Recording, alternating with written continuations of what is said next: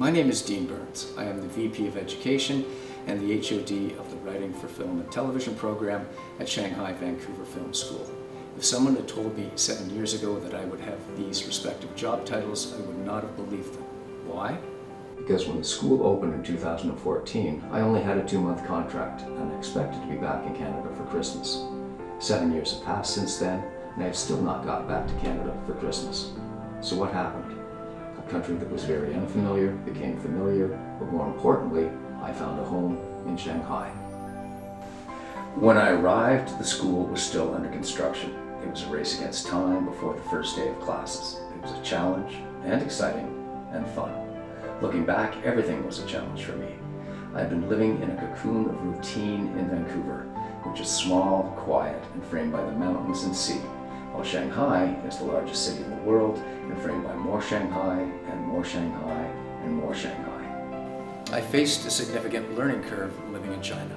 Language, food, local customs, etiquette, traffic, and technology. Before coming to Shanghai, I had never owned or used a cell phone. In China, life is impossible without one. WeChat became part of my life, and though it took some time, I stopped carrying cash money out of habit and embraced Alipay, Didi, Baidu, and an assortment of other apps. In fact, my world became a lot larger courtesy of these apps.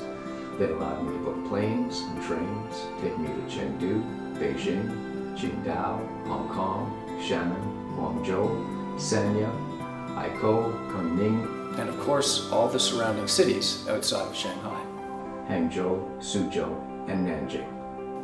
And by traveling in China, I discovered each province and each of these cities had their own distinct personalities.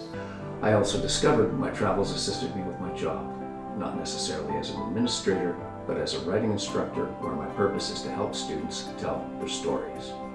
One of life's truths is you never stop learning, and while guiding the education of my students, they have also educated me.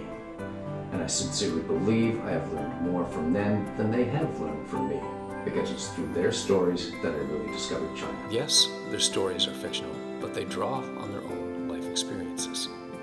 My students are from all over China. Some have just graduated from middle school, others have degrees or are in business and parents. Their ages are from 18 to 55, and they're from all economic classes. And through their stories, I was introduced to overworked medical interns, feuding senior citizens overcoming their differences, parental expectations in Gaokao, Beijing opera politics, wuxi, eating contests, middle school sports, and reality show divas. It's been my privilege to experience China through the stories my students have created.